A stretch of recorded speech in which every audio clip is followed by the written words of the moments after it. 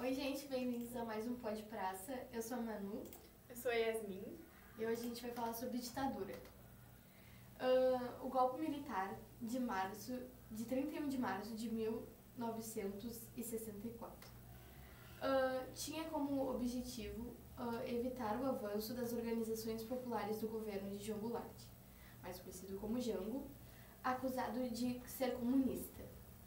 O ponto de partida foi a renúncia do presidente Jânio Quadros, em 25 de agosto de 61. O Congresso Nacional empossou temporariamente o presidente da Câmara, o deputado Ranieri Mazzellini, pois o vice-presidente encontrava-se em uma viagem da China. Enquanto Jango iniciava sua viagem de volta para o Brasil, os ministros militares expandiam um veto à posse do Jango, pois sustentavam que ele defendia ideias de esquerda. O impedimento violava a Constituição e não foi aceito por vários segmentos da nação, que passou a se mobilizar fazendo manifestações e greves por todo o país. Diante da ameaça de guerra civil, foi feita no Congresso composto por maioria oposicionista a Jango a proposta de emenda constitucional número 4, estabelecendo o regime parlamentarista no Brasil. Dessa forma, Goulart não seria presidente, mas com poderes limitados. Jango aceitou porque pensou que conforme seu mandato ia seguindo, ele ia ter de volta esses poderes. O acordo com Jango previa ainda que em 65, o fim do seu mandato, haveria um plebiscito, como é que fala? Tá? Para consular a população sobre o retorno ou seu presidencialismo. O Congresso votou a favor da medida e Goulart tomou a posse no dia 7 de setembro de 1961. Para ocupar o cargo do primeiro-ministro, foi indicado o deputado Tancredo Neves. O parlamentarismo durou até janeiro de 1963. Nesse ano, Jango conseguiu adiantar o plebiscito. A população brasileira decidiu assim pelo fim do parlamentarismo e retornou ao presidencialismo. No governo de João Goulart, em 1964, com mais poderes, Jango resolveu lançar as reformas de base, a fim de mudar o país. As reformas eram desapropriação de terras, nacionalização das refinarias de petróleo, reforma eleitoral, garantindo que o voto para analfabetos, reforma universitária. Já em 1963, a inflação chegou a atingir o índice de 73,5%. O presidente exigiu uma nova Constituição, onde acabasse com as estruturas arcaicas. Jango era apoiado por universitários, que atuavam por meio de suas organizações. Uma das principais era a União dos Estudantes, UNE. Os comunistas de várias tendências desenvolviam intensos trabalhos de organizações e mobilização popular, apesar de atuarem na ilegalidade. Ele era visto com insatisfação por ambos lados, por liberais e conservadores. Criticavam por afirmar ser um presidente que poderia trazer comunismo para o Brasil. À esquerda, a visão era que ações importantes para atacar a desigualdade social do país, como a reforma agrária, aconteciam em processos muito lentos. Diante disso, os adversários do governo aceleraram a realização do golpe. No dia 31 de março de 1964, o presidente João Goulart foi deposto por militares e Jango foi para o Uruguai. Os que tentaram resistir ao golpe sofreram dura pressão. Para cobrir o vazio, uma junta militar assumiu o poder. No dia 9 de abril, foi decretado o Ato Institucional número 1, dando poder ao Congresso para eleger um novo presidente. O escolhido foi o general Humberto de Alencar, mais conhecido como Castelo Branco, que já havia sido chefe do Estado-Maior do Exército. Se iniciou a interferência militar na gestão política da sociedade brasileira. A concentração no poder. Depois do golpe de 64, o modelo político instaurado que visava fortalecer o poder executivo, 17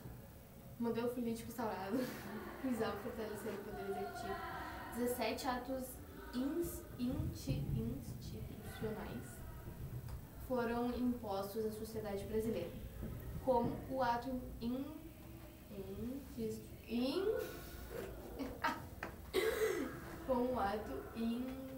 institucional número 2. Os antigos partidos políticos foram fechados e foi adotado o bipartidarismo. Dessa forma surgiram a Aliança Renovadora Nacional, ARENA, que apoiava o governo, e o Movimento Democrático Brasileiro, MDB, representando os opositores, cercado por estreitos limites de atuação. O governo, através da criação do Serviço Nacional de Informações, SNI, montou um forte sistema de controle que dificultava a resistência ao regime, chefiado pelo general Golbery de Couto e Silva. Este órgão investigou todos aqueles suspeitos de conspirar contra o regime, desde empresários até estudantes. Em termos econômicos, os militares trataram de recuperar a credibilidade do país junto ao capital estrangeiro. Assim foram tomadas as seguintes medidas: contenção dos salários e dos direitos trabalhistas, aumento das tarifas dos serviços públicos, restrições ao crédito, corte das despesas do governo, diminuição da inflação, que estava em torno de 90% ao ano, entre os militares. Porém, haviam discordâncias. O grupo mais radical, conhecido como Linha Dura, pressionava o grupo de Castelo Branco para que não admitisse atitudes de insatisfeitas e afastasse os civis do núcleo de decisões políticas. As divergências internas entre os militares influenciaram na escolha do novo general-presidente. No dia 15 de março de 67, assumiu o poder o general Arthur da Costa e Silva, ligado aos radicais. A nova Constituição de 67 já havia sido aprovada pelo Congresso Nacional. Os atos institucionais promulgados durante o governo dos generais Castelo Branco, de 64 a 67, e Arthur da Costa e Silva, de 67 a 69, na prática acabaram com o Estado de Direito e das instituições democráticas do país. Apesar de toda a repressão, o novo presidente enfrentou dificuldades. Formou-se a Frente Ampla para fazer oposições ao governo, tendo como líderes o jornalista Carlos Lacerda e o ex-presidente Juscelino Kubitschek. A resistência da sociedade. A sociedade reagia às arbitrariedades do governo no mundo das artes. Em 1965, foi encenada a peça Liberdade, Liberdade, de Milor Fernandes e Flávio Rangel, que criticava o governo militar. Os festivais de música brasileira foram cenários importantes para a atuação dos compositores, que escreviam canções de protesto. A Igreja Católica estava dividida. Os grupos mais tradicionais apoiavam o governo, porém os mais progressistas criticavam a doutrina da segurança nacional.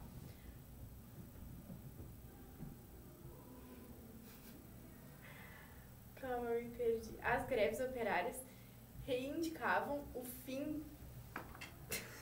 Para de gente. O fim do arroxo salarial e queriam liberdade para estruturar os seus sindicatos.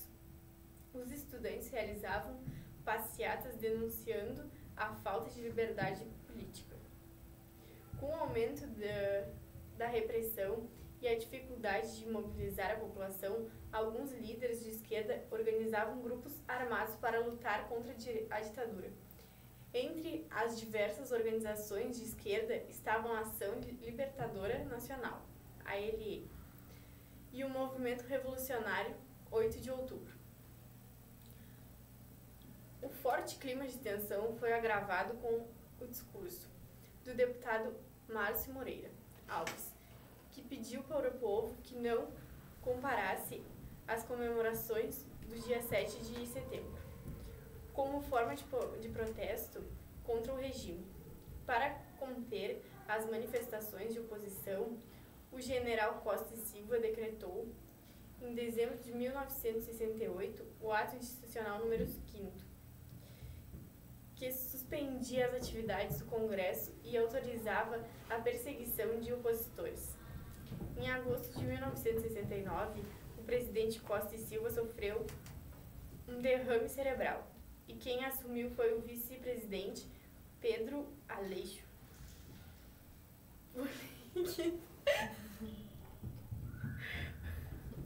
Político civil mineiro.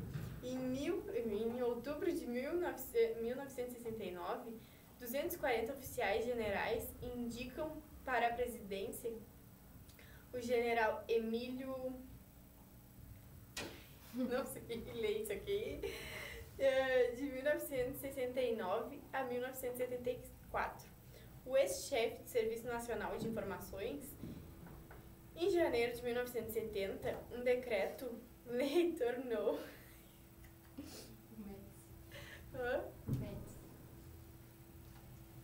Um decreto-lei tornou mais rígida a censura prévia à imprensa. Para lutar contra os grupos de esquerda, o Exército criou destacamento de operações de informações, Centro de Operações de Defesa Interna.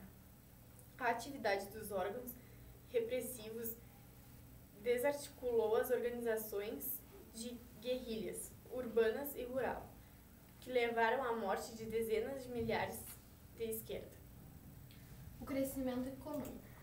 Com um forte esquema repressivo montado, Médici governou procurando passar a imagem de que o país encontrara o caminho do desenvolvimento econômico. Somando a conquista do Tri na Copa do Mundo de 70, isso acabou criando um clima de euforia no país. A perda das liberdades políticas era compensada pela modernização crescente, o petróleo, o trigo e os fertilizantes, que o Brasil importava em grandes quantidades e estavam baratos. Eles eram incorporados à pauta da exportação soja, minérios e frutas. O setor que mais cresceu foi o de bens duráveis, eletrodomésticos, carros, caminhões e ônibus. A indústria de construção cresceu. Mais de 1 bilhão de novas moradias, financiadas pelo Banco Nacional de Habitações, BNH, foram construídas em 10 anos de governo militar. Falava-se em milagre brasileiro ou milagre econômico. Em 73, o milagre sofreu seu primeiro grande baque, pois a crise internacional elevou abruptamente o preço do petróleo, encarecendo as exportações. O aumento dos juros no financiamento internacional elevou os juros da dívida externa brasileiras. Isso obrigou o governo a tomar os novos empréstimos, aumentando ainda mais a dívida. Além disso, o crescimento econômico não alcançou as comandas mais pobres da sociedade, levando ao aumento da desigualdade social no país.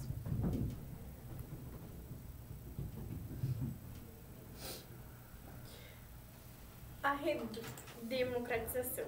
No dia 15 de março de 1974, Médici foi substituído na presidência pelo general Ernesto, de 1974 a 1979.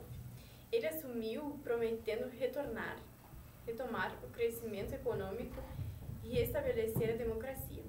Mesmo lento e controlada, a abertura política começava, o que permitiu o crescimento das oposições. O governo Geisel aumentou a participação do Estado na economia. Vários projetos de infraestrutura tiveram continuidade. Entre elas, a ferrovia de aço em Minas Gerais, a construção da hidrelétrica de Tucuruí, no rio Tocantins, e o projeto Carajás. Diversificou as relações diplomáticas comerciais do Brasil, procurando atrair novos investimentos. Nas eleições de 1974, a oposição, que até então estava aglutinada no MDB, obteve ampla vitória.